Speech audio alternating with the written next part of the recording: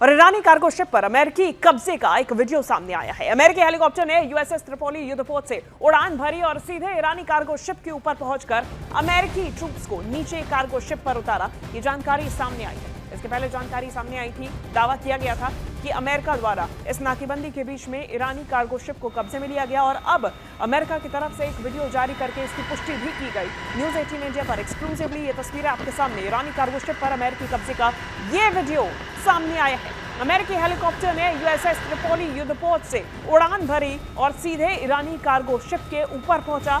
अमेरिकी ट्रूप्स को नीचे कार्गो शिप पर उतार दिया। इसके बाद इस कार्गो शिप को अपने कब्जे में लिया गया है। इस बात की जानकारी, दावा अमेरिका की तरफ से पहले किया गया था। इसके बाद न्यूज़ 18 इंडिया पर एक्सक्लूसिवली ये वीडियो फुटेज आप देखिए। ये वही वीडियो है जो कि जारी किया गया और दावा किया गया कि इस तरीके से ईरानी कार्गो शिप को अमेरिका ने अपने कब्जे में ले लिया।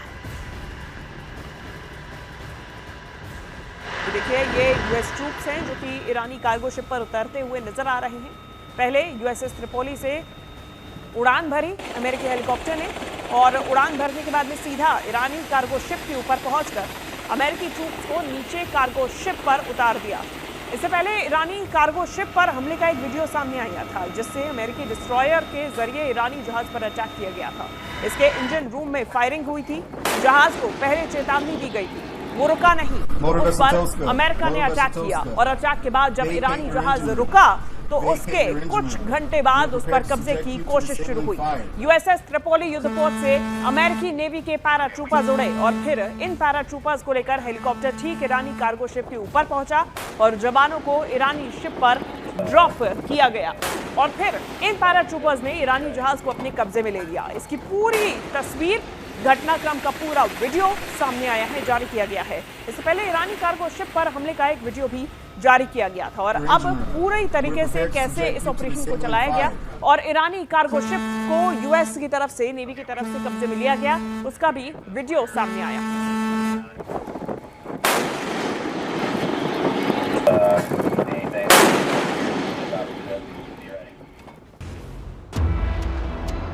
ईरान युद्ध वाकई में इतना ज्यादा खतरनाक हो चुका है जितना पहले कभी नहीं था।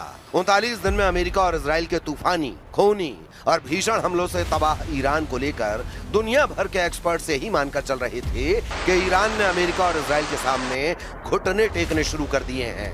11 और 12 अप्रैल को इस्लामाबाद में हुई अमेरिका और ईरान की शांति वार्ता के बाद जिस तरह से राष्ट्रपति ट्रंप ईरान को दुनिया भर में बेइज्जत करने में जुटे थे, अब उस ईरान ने ऐसा हॉर्मुज हमला किया है कि पिछले 18 घंटे से ट्रंप की बोलती बंद हो गई है। हालात यह है कि स्ट्रेट ऑफ हॉर्मुज में ईरान को घेरने के लिए अमेरिका के 5वें बेड़े के जिन 16 युद्धपोतों को लगाया हुआ था वो पूरी तरह से ईरान के टारगेट पर आ चुके हैं। खबर तो यहां तक है कि अमेरिका के खुफिया विभाग ने यह दावा किया है कि लगभग 40 दिन के हमलों के बावजूद ईरान के 60% मिसाइल लॉन्चर अभी भी बचे हुए हैं, जिसके दम पर ईरान एक बार फिर से अमेरिका और इजरायली अड्डों पर हमला करने जा रहा है। इधर इजराइल के प्रधानमंत्री नेतन्याहू ने एक ऐसा बयान दिया है जो सुनकर दुनिया हैरान रह गई है।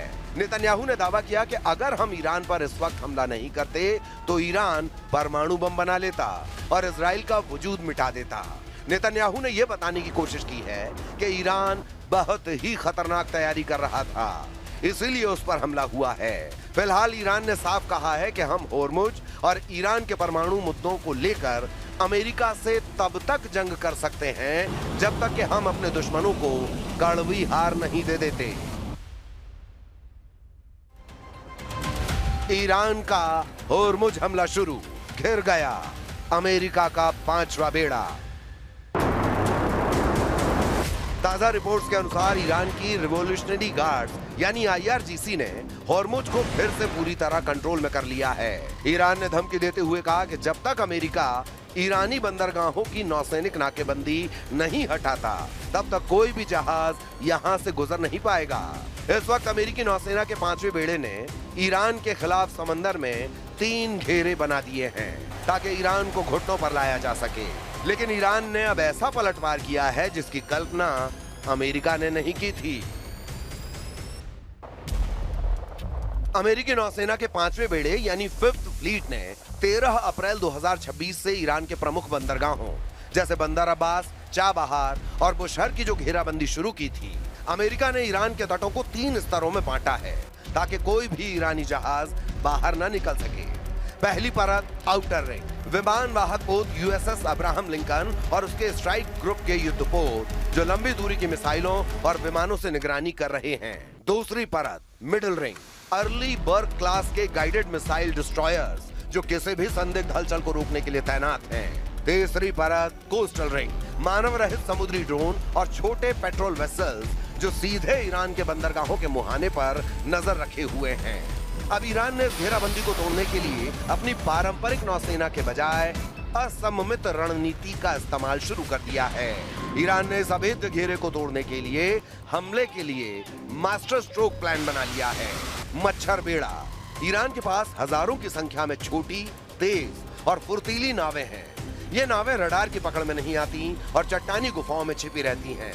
ये एक साथ झुंड में हमला करके अमेरिकी युद्धपोतों को उलझाने की ताकत रखती हैं।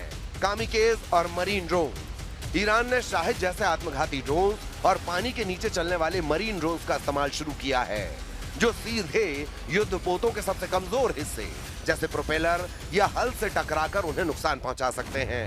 क्रूज और बैलिस्टिक मिसाइलें, खुफिया रिपोर्टों ISW के मुताबिक ईरान ने हाल ही में अपने मिसाइल साल्वों में क्रूज मिसाइलों की संख्या बढ़ाई है।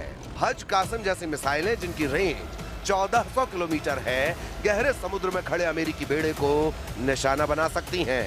स्मार्ट माइंस, ईरान ने हॉर्मुज में ऐसी माइंस बिछाई हैं जो केवल खास तरह के इंजनों की आवाज सुनकर फटती हैं।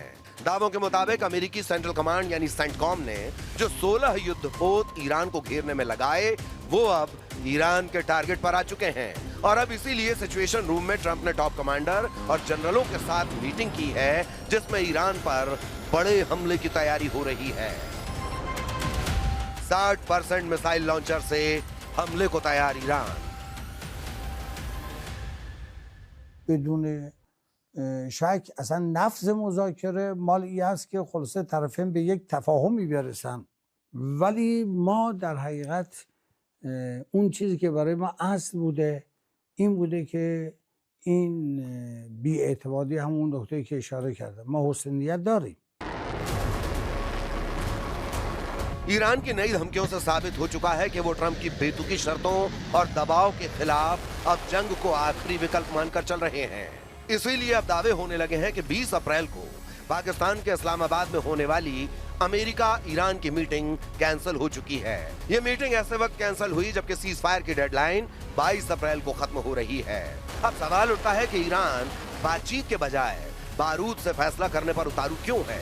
इसके पीछे की सबसे बड़ी वजह यह है कि ईरान के मिसाइल बंकरों और पहाड़ियों पर अभी भी इतने ज्यादा घातक और भारी मात्रा में हथियार मौजूद हैं जो अमेरिका और इजराइल को कड़ी टक्कर दे सकते हैं।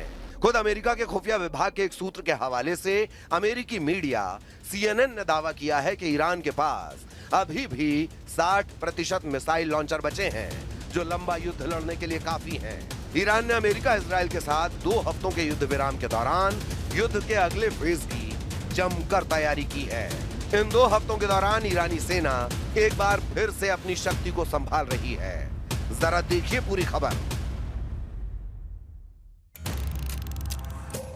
सैन्य एक्सपर्ट्स का मानना है कि ईरान के पास 1 महीने से ज्यादा और लड़ाई करने की क्षमता मौजूद है।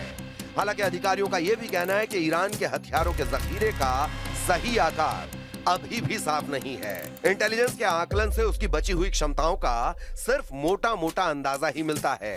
न्यूयॉर्क टाइम्स और CNN की एक रिपोर्ट में अमेरिकी सेना और खुफिया अधिकारियों के अनुमानों के मुताबिक ईरान के पास अभी भी अपने हमलावर ड्रोनों का लगभग 40% और मिसाइल लॉन्चर्स का 60% से ज्यादा जखीरा बचा हुआ है जिसका इस्तेमाल ईरान हॉर्मुज में अमेरिकी युद्धपोतों के खिलाफ कर सकता है।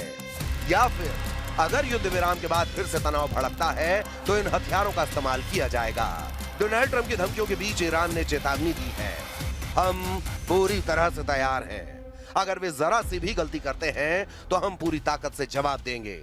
ईरानी संसद के स्पीकर गालिबाफ ने अमेरिका को खतरनाक अंजाम भुगतने की चेतावनी दी है।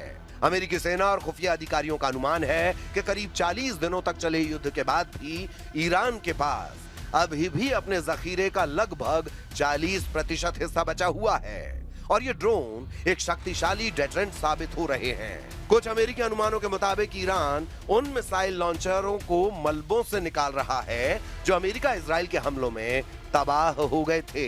उन जगहों की तेजी से खुदाई की जा रही है। जब ये काम हो जाएंगे तो ईरान के मिसाइल लॉन्चरों का जखीरा करीब 70% तक पहुंच जाएगा। यानी युद्ध से पहले ईरान के पास जितने मिसाइल लॉन्चर थे उसका 70% हिस्सा उसके पास 40 दिनों के युद्ध के बाद भी रहेगा।